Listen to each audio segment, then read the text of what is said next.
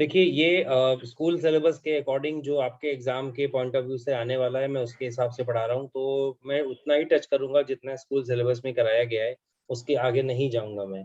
तो आप याद रखिएगा ये स्कूल लेवल पे है। तो पहला टॉपिक आएगा रेस्पिरेशन। रेस्पिरेशन मतलब कि जो ब्रेक डाउन ऑफ ग्लूकोज जिसे हम कहते हैं, तो ये जो ग्लूकोज जो है हमारी सेल के अंदर जो आता है, उस ग्लूकोज को हम साइटोप्लाज्म में पहले ब्रेक करते हैं। और इस प्रोसेस को नाम क्या दिया गया है, यहाँ पर साइटोप्लाज्म लिखा है, उसके नीचे मैं लिख दे रहा हूँ, आप बाद में स्क्रीनशॉट ले लेना। ग्लाइकोलाइसिस। ग्लाइकोलाइसिस मतलब breakdown of glucose in the cytoplasm is known as glycolysis. इसमें जो प्रोडक्ट बनता है वो काफी बार बार एग्जाम में पूछा जाता है, पायरुवेट बनता है। पायरुवेट 3 कार्बन मॉलिक्यूल है, 3 कार्बन मॉलिक्यूल, और यहाँ पर कुछ एनर्जी लिखी हुई है। ये एनर्जी होती है, थोड़ी सी एनर्जी बनती है, बहुत थोड़ी सी एनर्जी बनती है। एक मिनट, 2 एटीपी, थोड़ी सी एनर्जी बनती है, 2 एटीपी बनती है। तो ये उसके लिए। हाँ बोलिए आस्था। सर यहाँ पे हमने तो ये आप अगर ये फ्लो चार्ट पढ़ लेंगे ना, तो आपका आधा चैप्टर 50% चैप्टर इसी में से हो जाएगा। इसी फ्लो चार्ट में 50% चैप्टर है, याद रखिएगा, इसलिए मैं इसको बार बार पढ़ा रहा हूँ, जोर दे रहा हूँ। ग्लाइकोलाइसिस पहला टॉपिक हुआ। दूसरा टॉपिक इसी के अंदर पढ़ा रहा हूँ मैं, ईस्ट में एनारोबिक रेस्पिरेशन की बात करेंगे, तो ये 2 टॉपिक ऊपर वाले एनारोबिक रेस्पिरेशन के लिए हैं। पहला है इन ईस्ट सेल, जो पाया जाता है मतलब ईस्ट में या फंगस वगैरह में। एब्सेंस, यहाँ पर ध्यान से देखिए, ऊपर लिखा हुआ है एब्सेंस ऑफ ऑक्सीजन, यहाँ ऑक्सीजन नहीं जरूरत है ही नहीं जरूरत। इसमें क्या बनता है, एथेनॉल या एथिल अल्कोहल कह सकते हैं आप उसको, C2H5OH, इसका फॉर्मूला होता है C2H5OH। ये कहीं पे आप नोट कर सकते हैं, C2H5OH, यानी C के दो, यानी 2 कार्बन मॉलिक्यूल देख रहे हैं आप, नीचे लिखा भी हुआ है, 2 कार्बन मॉलिक्यूल बनता है C2H5OH, ये इसका फॉर्मूला होता है। कार्बन डाइऑक्साइड भी निकलती है और एनर्जी बनती है। एनर्जी कितनी बनती है, मैं फिर से लिख रहा हूँ, 2 ATP, यहाँ पर भी 2 ATP बनता है, कम एनर्जी बन रही है।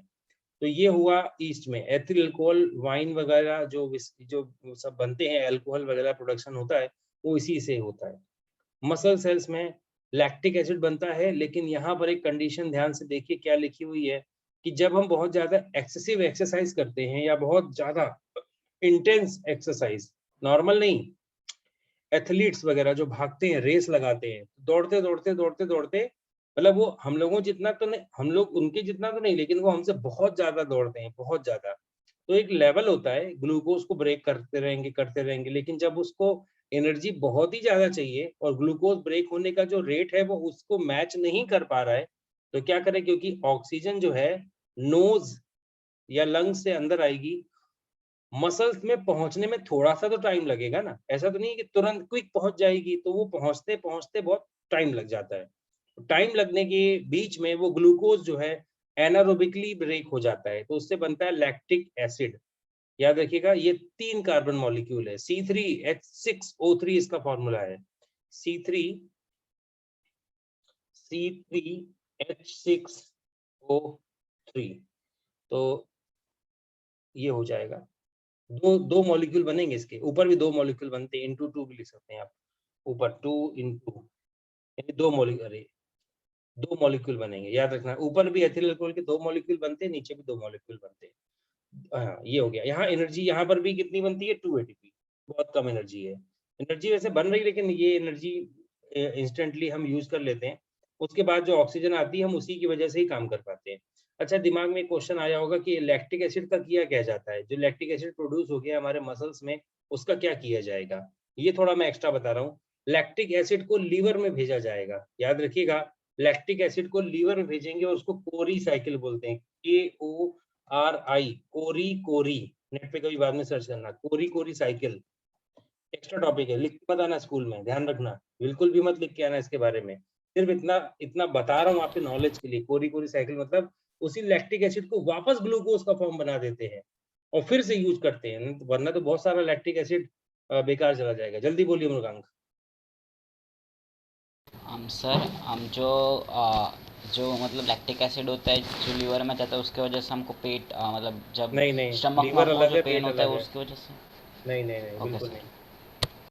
अब लास्ट प्रोसेस है आपके लिए यहाँ पर, एरोबिक रेस्पिरेशन, ये वाला एरोबिक रेस्पिरेशन का है। और ये मैंने पूरा का पूरा आपको सेल्यूलर रेस्पिरेशन टॉपिक पढ़ा दिया यहाँ पे। सेल्यूलर यानी जो सेल्स में होता है, सेल्यूलर रेस्पिरेशन। इसमें क्या होता है, प्लांट्स और एनिमल दोनों में एक जैसा होता है, याद रखना इस बात को। प्लांट में भी पायरुविक एसिड बनता है, प्लांट्स में भी ये प्लांट्स में केवल नीचे वाला होता है, यानी कि एरोबिक रेस्पिरेशन ही होता है, यानी पायरुविक एसिड बनेगा और सीधे सीधे ये बनेगा, ऊपर वाले दोनों नहीं होते प्लांट्स में, याद रखना ये बात को। प्लांट्स ये दोनों करते हैं। अच्छा, प्लांट और एनिमल दोनों में ये सेलुलर रेस्पिरेशन सेम होता है, आपको ये अलग से नहीं पढ़ाया जाएगा कि प्लांट्स के लिए अलग है और एनिमल्स के लिए अलग है, ऐसा नहीं है, ये सेल के लिए पढ़ाया जा रहा है। तो सेल तो दोनों में एक जैसी होती है, प्लांट में भी माइटोकॉन्ड्रिया होते हैं, एनिमल्स में भी माइटोकॉन्ड्रिया होते हैं। हाँ, वो अलग बात है कि एनिमल्स में एनर्जी थोड़ा ज्यादा ही चाहिए, तो माइटोकॉन्ड्रिया का काउंट ज्यादा होता है, बाकी सेम प्रोसेस होती है। तो यहाँ नीचे क्या लिखा हुआ है, माइटोकॉन्ड्रिया की प्रेजेंस में ऑक्सीजन, मतलब माइटोकॉन्ड्रिया में ऑक्सीजन की प्रेजेंस के द्वारा कार्बन डाइऑक्साइड यानी कि कंप्लीट ब्रेकडाउन। तो मैं यहाँ लास्ट में लिख रहा हूँ कि जो एरोबिक रेस्पिरेशन है उसे हम कंप्लीट ब्रेकडाउन भी कहते हैं, जैसे कि वो पूरी तरीके से उस ग्लूकोज मॉलिक्यूल की एनर्जी को निकाल लेता है। अगर वो नहीं निकालेगा तो पार्शियल ब्रेकडाउन, एनारोबिक रेस्पिरेशन ऊपर वाले पार्शियल ब्रेकडाउन कहलाते हैं। तो ये था आपका पूरा का पूरा एरोबिक रेस्पिरेशन या मतलब सॉरी सेलुलर रेस्पिरेशन का पार्ट पूरा का पूरा। ओके, इसमें एटीपी बनता है, कई बार एटीपी के इस बारे में पूछा जाता है आपसे, एटीपी क्या है, करेंसी प्रोसेस है, ये सब थोड़ा सा बचपन में भी 9th में भी मैंने पढ़ाया हुआ है आपको, तो ये हो जाएगा। इसके बाद ह्यूमन का डायग्राम ड्रॉ करने के लिए तो नहीं आएगा, लेकिन इंफॉर्मेशन ऐसे आएगी कि मान लो डायग्राम दे दिया उन्होंने और लेबल कर दिया उसमें ABCD, और आपसे बोलेंगे कि इसको समझाइए कि यहाँ पर इस पोर्शन को क्या बुलाते हैं। तो चलो मैं समझाता हूँ। नेसल ट्रैक्ट से एयर अंदर जाती है, नेसल ट्रैक्ट से एयर लेने के लिए रिकमेंड किया जाता है कि नाक से ही सांस लेनी चाहिए, क्योंकि नेसल ट्रैक्ट में अंदर सीलिया पाए जाते हैं, हेयर लाइक प्रोजेक्शंस, और वो क्या करते हैं कि डस्ट पार्टिकल को ट्रैप कर लेते हैं, पहली बात। दूसरी बात, नेसल ट्रैक्ट के अंदर म्यूकस की मेम्ब्रेन पाई जाती है अंदरूनी हिस्से में, तो जो एयर बाहर से आती है अगर वो गर्म है, बहुत ज्यादा हॉट है, तो वो मॉइस्चराइज कर दी जाएगी, लंग्स तक गरम गरम हवा नहीं भेजेंगे, लंग्स तक हम, जैसे आप सर्दियों में देखिए कभी, हम जब मुंह से हवा बाहर निकालते हैं तो भाप निकलती है, यानी कि अंदर गर्म है हवा और बाहर ठंडी हवा है, इसलिए जब यहाँ से मान लो ठंडी हवा जा रही है अंदर, तो भी इस पैसेज में आके वो गर्म हो जाएगी, और अगर बाहर से गर्म हवा आ रही है तो भी वो इस पैसेज में आके ठंडी कर दी जाएगी। यानी कि कहने का मतलब है कि एकदम बैलेंस करना बॉडी के अकॉर्डिंग। तो इसी वजह से लंग्स में कोई दिक्कत नहीं आती है अगर हम ऐसे करें, मतलब माउथ से ऐसे मुंह खोल के सांस लेना अच्छी बात नहीं है, ठीक है ना। तो ये हो गया। इसके बाद आपको क्या करना है इसमें, आपको मैंने फूड वाले में पढ़ाया था, यहाँ पर एक एपिग्लॉटिस होता है, वो विंड को इस डायरेक्शन, मतलब उसका तो फूड को कंट्रोल करने का काम है, तो वो है, मतलब फूड पाइप में फूड भेजेगा, विंड पाइप में नहीं भेजेगा। उसके बाद ट्रैकिया, ट्रैकिया को विंड पाइप कहते हैं। इसके अंदर सी शेप की, ऐसे सी के आकार की कार्टिलेजिनस रिंग पाई जाती हैं। तो आप बोलेंगे सर पूरी कंप्लीट रिंग क्यों नहीं होती है, ऐसे सी के आकार की क्यों होती है? क्योंकि जब अपने गले को आप दबाएंगे तो ये इतना हिस्सा कोलैप्स हो सकता है, यानी कि ये जैसे कि सस्पेंशन होता है ना एक्टिवा में या बाइक में, आप बैठेंगे तो वो दबता है स्प्रिंग के जैसा। अगर वो मान, जैसे ये स्प्रिंग है, आप इसे दोनों साइड से दबाएंगे तो अंदर बीच में जगह है, तभी तो ये दब रहा है। अगर ये एक लोहे की रॉड होती सीधी, तो आप क्या इसको प्रेस कर पाते हैं? बिल्कुल भी नहीं, कंप्रेशन उसमें होता ही नहीं, पर ट्रेकिया में हो पा रहा है। ओके, तो अब ट्रेकिया से पहुंचेंगे हम, ये नीचे तो आएगा ब्रोंकाई, ये लिखा हुआ है ब्रोंकाई, देखिए यहाँ पे लिखा हुआ है। ब्रोंकाई से फिर डिवाइड करेंगे तो आएगा आपका ब्रोंकियोल्स, डायग्राम में दिया गया है, ध्यान से। और मतलब आपको ये लग रहा है आप डायरेक्ट बोलिए ब्रोंकी, देखिए सबसे पहले नेसल ट्रैक्ट, फिर ट्रैकिया, इसी को विंड पाइप कहते हैं, उसके बाद ब्रोंकाई, उसके बाद ब्रोंकियोल्स, और फाइनली हम कहाँ पहुंच जाएंगे, रेस्पिरेटरी ब्रोंकियोल्स। आपको अगर लिखना हो तो ठीक है, नहीं लिखना हो तो डायरेक्ट आप एल्वियोली लिख सकते हैं। एल्वियोली क्या है?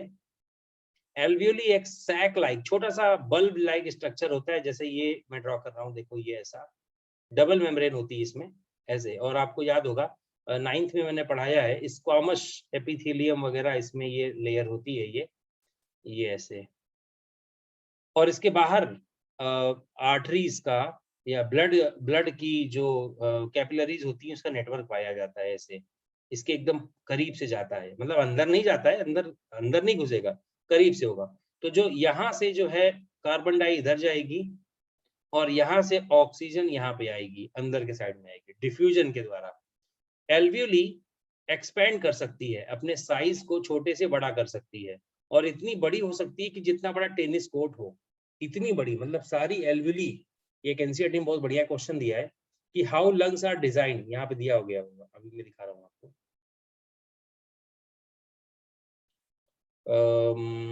हाँ, how lungs are design in a human being to maximise the area for the exchange of gases. तो ये आप क्या लिखेंगे कि in human being there are number of alveoli which divide the which increases the surface area, यानी कि एक लंबी जगह को छोड़कर, मतलब हम एक बड़ा सा बल्ब ना लगा के हमने वहां छोटे छोटे बल्ब लगाए ताकि वो प्रेशर को डिवाइड कर दें। जो भी प्रेशर, अगर सपोज आप ऐसा सोचिए, अगर यहाँ पर एक ही होता ऐसा बल्ब बड़ा सा, एल्वियोली होते ही नहीं इतने सारे, एक ही होता इतना बड़ा सा, मान लो एक होता केवल बल्ब, तो क्या इतनी 5 लीटर या 2.5 लीटर की जो हवा इसके अंदर भरते हो, तो 2.5 लीटर की हवा डायरेक्टली हर एक, मतलब इधर दीवार पे बहुत ज्यादा दीवार पे प्रेशर लगेगा। मतलब एक सिंपल और एक एग्जांपल बता रहा हूँ, ऐसे छोटे छोटे से आपके पास में 10 गैस के सिलेंडर है, छोटे छोटे से 10-10 किलो के हैं, आपने इनमें गैस भरी है, हर एक में 10 केजी गैस है, हर एक सिलेंडर में 10 केजी गैस है, तो वो टोटल मिला के हो जाएगा आपका 1000 केजी गैस। अगर एक सिलेंडर बनाओ बड़ा सा और उसमें ये सारी गैस भर दो 1000 केजी, तो वो फट जाएगा, क्योंकि वो उतना प्रेशर बर्दाश्त नहीं कर पाएगा। प्रेशर को डिस्ट्रीब्यूट करने के लिए छोटे छोटे गैस सिलेंडर में भरा जा रहा है उनको। इसीलिए यहाँ पर भी हमने एल्वियोली रखा, मतलब नेचर ने एल्वियोली का इसमें ये किया हुआ है, तो ये सिस्टम प्रेशर को डिक्रीज करने के लिए है। नीचे डायफ्राम बहुत मोस्ट इंपॉर्टेंट रोल प्ले करता है, एक वाल्व के जैसा, जैसे कि हमने ट्यूब, साइकिल की ट्यूब में हवा भरने वाला पंप आता है ना, तो जो उसका जो ऊपर वाला जो पंप होता है, अगर वो उसी को डायफ्राम मान लो, जब वो ऊपर जाएगा तो एयर अंदर आएगी, और जब वो दबाया जाएगा तो एयर बाहर जाएगी। उसी तरीके से जब डायफ्राम नीचे जाएगा तो बाहर से एयर अंदर आएगी, और जब डायफ्राम वापस जाएगा तो ये अंदर की एयर बाहर जाएगी। बोलिए आस्था। सर अभी आपने बताया कि एल्वियोलाई को डिजाइन किया है ताकि प्रेशर कंट्रोल हो सके और इक्वल डिस्ट्रीब्यूट हो सके, तो एक ये भी रीजन लिख सकते हैं कि एफिशिएंसी इंक्रीज करने के लिए, हाँ, जल्दी बिल्कुल से एक्सचेंज गैसेज हो, इसीलिए। बिल्कुल बिल्कुल बिल्कुल। तो ये हो गया। अभी अभी इसके अंदर के कुछ रीजंस, मतलब कि मैकेनिज्म कई बार पूछते हैं आपसे कि इनहेल और एक्सहेल की मैकेनिज्म क्या है, यहाँ पर इसके बारे में दिया गया है एनसीईआरटी में। जैसे यहाँ पर देखो एक और भी बातें दी गई हैं, जैसे ब्लड में क्या होता है, हीमोग्लोबिन होता है, जो आपने 9th में पढ़ा हुआ है। हीमोग्लोबिन देखो ये एक पिगमेंट होता है जो ऑक्सीजन और कार्बन डाइऑक्साइड को ट्रांसपोर्ट कराने का काम करता है, तो वो मैं यहाँ पे लिख दे रहा हूँ।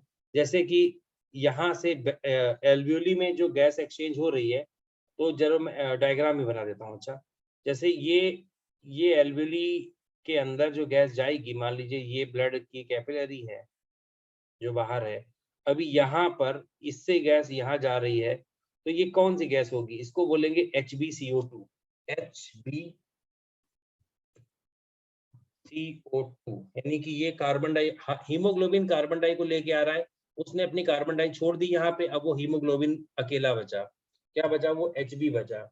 अब उस Hb ने क्या रिसीव कर लिया, अब उसने बाहर से आने वाली ऑक्सीजन को रिसीव कर लिया, तो अब उसका नाम बदल गया, उसका नाम हो गया HbO2। वही हीमोग्लोबिन मॉलिक्यूल अब HbO2 के नाम से जाना जाए, यानी आया ऐसे, इधर से गया, फिर इसने कार्बन डाई छोड़ दिया और फिर ऑक्सीजन ले लिया और बन के आ गया बाहर इधर, तो इसका नाम होता है कार्बोक्सी हीमोग्लोबिन, और इसका नाम होता है ऑक्सी हीमोग्लोबिन, जो बाद में बन जाता है।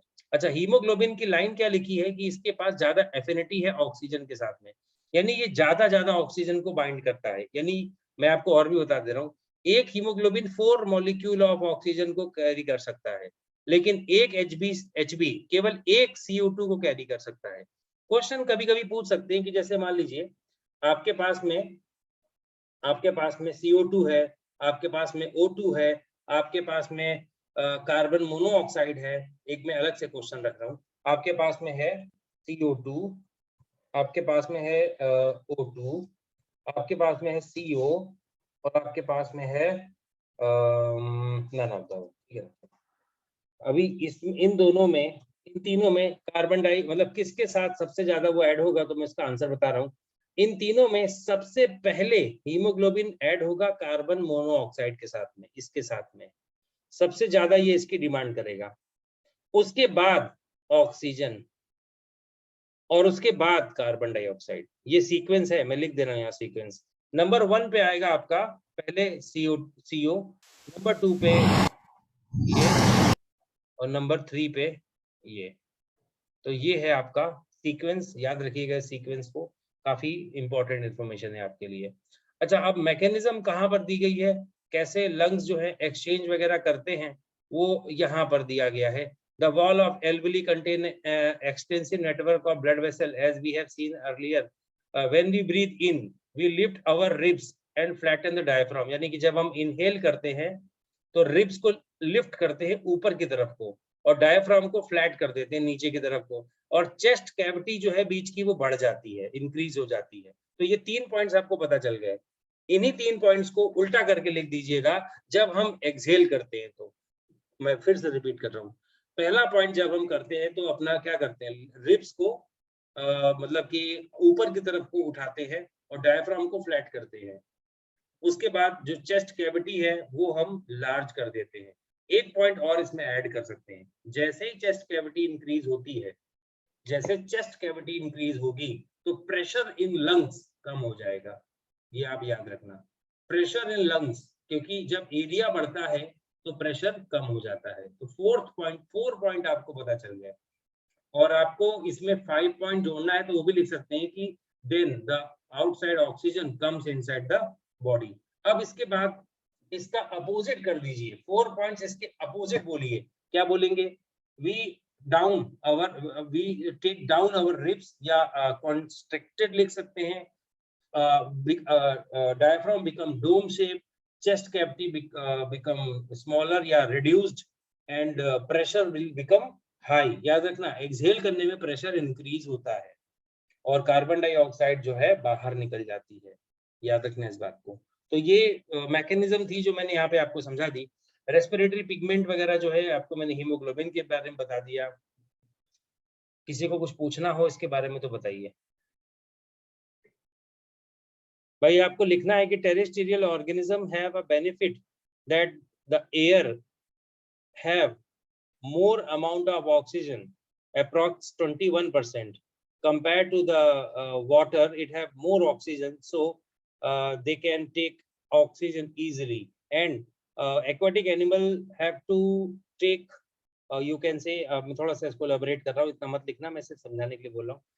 aquatic animals को थोड़ा सा एक्सचेंज फास्ट करना पड़ता है क्योंकि उनके पास गिल्स होते हैं, और गिल्स में डिफ्यूजन उतना फास्ट नहीं होता है जितना लंग्स में एल्वियोली कर सकते हैं। Second question, what are different ways in which glucose is oxidised to provide energy in various organism. यही मैंने अभी ऊपर आपको पढ़ाया था, पूरा वो फ्लो चार्ट वाला, याद आया? यस हाँ सर। वेरियस ऑर्गेनिजम्स पूछ रहा है तो आप ईस्ट का लिखेंगे, मसल सेल्स का लिखेंगे, और लास्ट में आप एरोबिक लिख देंगे। बस इतना ही करना है आपको, ठीक है? How Yes, is sir. Oxygen and carbon dioxide is transport in human being. चलिए कौन बताएगा इसका आंसर? ध्वनित बताइए, ध्वनित इसका आंसर कैसे ऑक्सीजन और कार्बन डाई ट्रांसपोर्ट होता है? 9th में ही पढ़ाया था मैंने, बताइए ध्वनित। सर जो लंग्स के अंदर जो एल्वियोली होती है उसके थ्रू वो डिफ्यूजन होके वो ब्लड कैपिलरीज। नहीं, ये सब गलत है। ऑक्सीजन और कार्बन डाइऑक्साइड सर, मैं ट्रांसपोर्ट कैसे बताऊं? होता है पूरी बॉडी में? नहीं आप रुक जाइए। सर नहीं नहीं नहीं नहीं नहीं, काव्य बताइए, Kavya Kavya. Sir due to the help of haemoglobin. Yes correct Kavya, good correct. सुना ध्वनित? यस सर, क्या बोला इनने? With the help of haemoglobin क्या करेगा हीमोग्लोबिन? गैस को कैरी करेगा। ऑक्सीजन के साथ बाइंड होगा और कार्बन के साथ बाइंड होगा और पूरी बॉडी में ट्रांसपोर्ट कराएगा। ठीक है चलिए डन हो गया। इसके बाद ट्रांसपोर्टेशन भी आ रहा है आपके स्कूल में? यस सर, पूरा ठीक है, चैप्टर आ रहा है। पूरा चैप्टर आ रहा है, बहुत बढ़िया। चलिए आज जहां तक करा पाऊंगा कराऊंगा, नहीं तो कल फिर क्लास लूंगा मैं इसके ऊपर, ठीक है? ठीक है सर। हाँ, इसमें क्या है कि ट्रांसपोर्टेशन इन ह्यूमन बीइंग, मतलब पहले ह्यूमन बीइंग का पढ़ा देंगे फिर प्लांट्स का पढ़ाएंगे उसके बाद। जैसे क्या है, ट्रांसपोर्ट क्यों करना है, चीजों को ट्रांसपोर्ट क्यों करना है, पहले तो ये समझो। क्योंकि फूड वगैरह हो गया, ऑक्सीजन वगैरह हो गया, जो अभी हमने लिया है ऑक्सीजन रेस्पिरेशन से, क्या उसको बॉडी की हर एक सेल तक नहीं भेजेंगे? बिल्कुल भेजेंगे, क्योंकि thus we need a pumping oxygen to push blood around the body. मतलब हर एक चीज को हर एक बॉडी के पार्ट्स तक भेजना ही भेजना है। तो इसमें कुछ 3 कंपोनेंट होंगे। पहला कंपोनेंट है आपका एक पंप ऑर्गन जिसको कहते हैं हार्ट, दूसरा है आपका इसमें ब्लड, और तीसरा है इसमें आर्टरी, ब्लड कैपिलर, ये सब मतलब नेटवर्क, आर्टरीज, वेन्स और ये सब चीजों का। तो मैं इन 3 चीजों को आपको पढ़ाऊंगा एक एक करके। पहला हम लोग पढ़ने वाले हैं, मैं ऐसे काम करता हूँ, पीछे से स्टार्ट करता हूँ। मतलब पीछे का मतलब पहले मैं ब्लड वेसल्स पढ़ाता हूँ, फिर ब्लड पढ़ाता हूँ, और फिर लास्ट में हार्ट पढ़ाऊंगा। तब तो आपको जल्दी समझ में आएगा। मतलब ऐसे क्या है, ये सही सीक्वेंस है पढ़ाने का। तो चलिए पहला जो टॉपिक है आपका ब्लड की वेसल्स, मैं वो पढ़ाता हूँ आपको। देखिए ये डायग्राम मैंने निकाल लिया है, ये इसके लिए है कि कैसे कौन सी चीजें कहाँ पाई जाती हैं। तो पहला आर्टरी की तरफ ध्यान से देखिए। आर्टरी थिक वॉल है, उसकी वॉल बहुत थिक होती है। वेन की वॉल बहुत पतली होती है, और जो कैपिलरी है वो सबसे पतली होती है। सबसे थिनेस्ट ब्लड वेसल को ब्लड कैपिलरी कहते हैं। इसके बाद आर्टरी का जो ल्यूमेन है, ल्यूमेन मतलब बीच की जगह, सेंटर की जो जगह है, वो बहुत नैरो होता है। ऑब्वियसली नैरो ही होगा क्योंकि वो बीच में जब वॉल थिक है तो बस उसके बीच में ल्यूमेन भी बहुत नैरो होगा। वेन्स का ल्यूमेन वाइड होगा क्योंकि उसकी वॉल बहुत थिन है। अच्छा, इसके बाद कैपिलरी की तो खैर कहने की जरूरत नहीं है, ल्यूमेन तो होगा ही होगा वाइड। अच्छा, इसके बाद क्या है, एक और इंफॉर्मेशन है। आर्टरीज में वॉल मतलब क्या होता है कि जो बैकफ्लो को रोकते हैं ब्लड को, वो नहीं पाया जाता। अब क्यों नहीं पाया जाता? क्योंकि इसमें बहुत प्रेशर होता है। आर्टरीज में हाई प्रेशर होता है, वेन्स में प्रेशर बहुत कम होता है, तो उसके लिए उसमें वॉल्व चाहिए। और कैपिलरी में ऐसी कोई बात नहीं है। अच्छा, एक और बात है, कैपिलरी आर्टरीज जो है वो अंदर की तरफ दबी हुई होती हैं। इसीलिए जब हमारा कोई ब्लड सैंपल वगैरह के लिए हाथ निकालता है तो पट्टी बांधता है ऊपर वो, ताकि अंदर की ब्लड आर्टरीज है वो बाहर की तरफ को आ सके। वेन्स जो ऊपर दिखती हैं आपको ग्रीन ग्रीन कलर की, उनमें वेन्स, वो वेन्स कहलाते हैं। उसमें डीऑक्सीजनेटेड ब्लड कैरी होता है, आर्टरीज में ऑक्सीजनेटेड ब्लड कैरी होता है। तो ये आपके लिए इंफॉर्मेशन बहुत अच्छी है। अच्छा, एक और बात है, जैसे कि ये आर्टरी जा रही, देखिए डायग्राम देखिए नीचे, ये आर्टरी जा रही है, वही आर्टरी चल के आगे डिवाइड होगी, और वो आगे चल के डिवाइड होके कैपिलरी वही बनती है। Branch of arteries and vein is known as capillary. और फिर उसके बाद यही जाके कंबाइंड होके वेन बना लेती है। ये आप याद रखिएगा, यही वेन है। तो जो ये बीच का जो नेटवर्क है इसको हम बोलते हैं कैपिलरी। सेंटर का जो नेटवर्क है इसको कैपिलरी बोलते हैं। आगे वाले को आर्टरी और पीछे वाले को वेन। तो जनरली सी बात है, जब प्रेशर हाई प्रेशर से यहाँ से कोई चीज आएगी और इधर कैपिलरीज में डिस्ट्रीब्यूट हो जाएगी तो उसका प्रेशर कम होने वाला है, और फिर यहाँ पर जो है प्रेशर कम हो जाएगा। इसलिए यहाँ पर वॉल्व पाया जाता है इस तरीके का, ताकि ये बैक फ्लो को नहीं होने दे। तो ये बात तो आपको समझ में आ गई। बोलिए मुर्गांक। यस सर हम सर आर्टरीज और कैपिलरीज एक साथ कनेक्टेड होते हैं और आर्टरीज में बहुत हाई प्रेशर होता है और हाँ जो कैपिलरीज होती है वो सिर्फ सिंगल सेल से बनी होती है और आर्टरीज और कैपिलरीज एक साथ कनेक्ट होते हैं तो जो आर्टरीज वाला हाई प्रेशर वाला ब्लड कैपिलरीज में से जाएगा जो सिर्फ एक सेल से बनी हुई है तो मतलब वो फट नहीं जाएगी नहीं नहीं नहीं, प्रेशर डिस्ट्रीब्यूट हो जाएगा ना, मतलब प्रेशर कैसे डिस्ट्रीब्यूट नहीं हो जाएगा। ऐसे सीधा कुछ जा रहा था वो डिवाइड हो गया तो प्रेशर तो अपने आप डिवाइड हो गया।